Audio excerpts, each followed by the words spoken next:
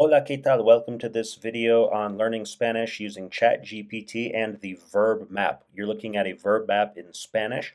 The verb map consists of your tenses across the top, past, present, future, and conditional, times aspects, which are simple, continuous, perfect, perfect, continuous, and imperfect on the side, and then your moods as well, which are your subjunctive, subjunctive, perfect, imperative, and so on.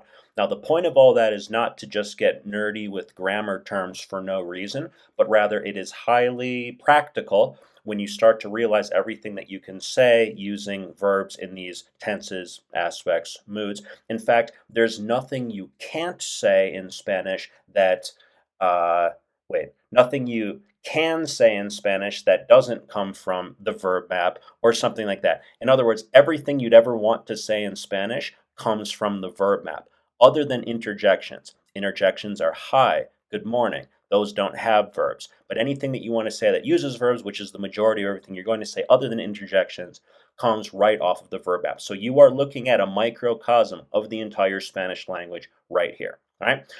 I've used the verb cook as the sample verb, right? English and Spanish here. This is for the English speaker learning Spanish, of course. I cooked is cociné, right? That's simple past. I was cooking, estaba cocinando. Estaba cocinando, right? It's continuous past, right? So if you paused and take a minute to look over everything that is here on this verb map, it's one verb in all the tenses, aspects, and moods. So if you switched out the verb, you could say anything you'd ever want to say, right? So now we've got the verb map at our fingertips, right? What are we going to do? Well, we will come to ChatGPT. So I would open ChatGPT, but just trust that you know what it looks like. This green box, that's your first prompt, all right? So your prompt is going to be ask me 5 questions in the simple past in Spanish, right? So that's going to come out of this. I made it green because it means that's, simple past, past simple, right? So it's going to give you questions like, ¿Qué hiciste ayer? Or ¿Dónde fuiste el fin de semana pasado? Or ¿Leíste algún libro el mes pasado? And everything like that.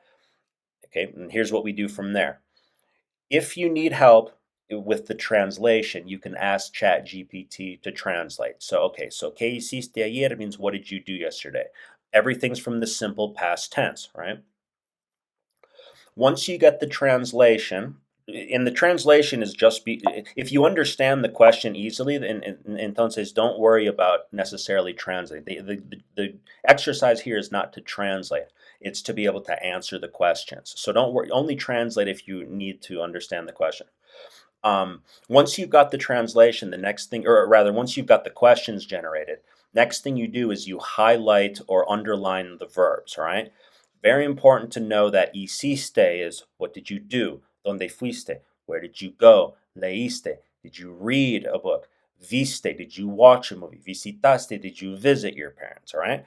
Once you've got that step done, highlighting the verbs, then you come to your notebook, write the question, write an answer. You can write any answer you want. As long as it makes sense to you, that's a good answer. If the question is, what did you do yesterday? And you say, oh, I went to the beach, fui a la playa. Great. Highlight the verb again. Fui means I went, because you could say fui a la playa, or I went to the jungle, fui a la selva.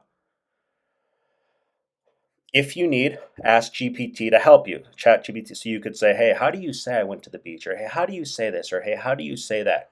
Develop your answer, write your answer, and practice answering the questions.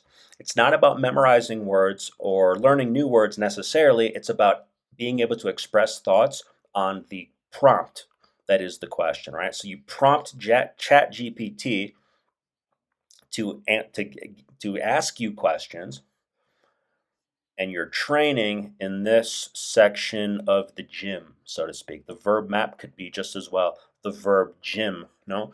So you run to this station and you train at this station. I'm going to be able to tell you everything I did today, everything I did yesterday, everything I did last week.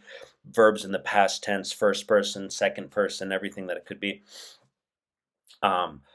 Right? Run to the next station. You can run anywhere you want and train, right? Maybe take a whole day at one's place, or maybe you can do whatever you want. Past continuous, same idea.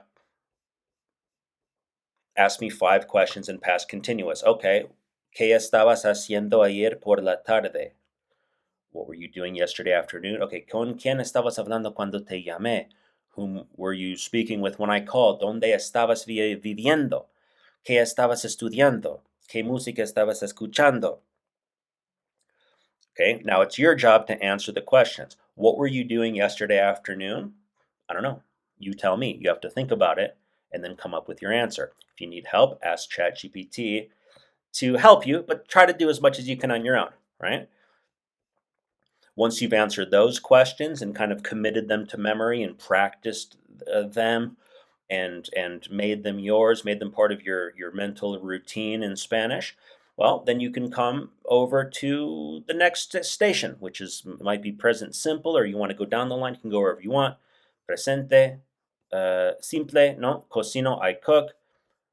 Give me 5 questions in the present simple, which we haven't done yet. That's for you to do. You can do it in a notebook, answer those questions, and then once you've done that, come to the next station and practice that. So you basically teach yourself the whole language by using the verb map plus ChatGPT question prompts.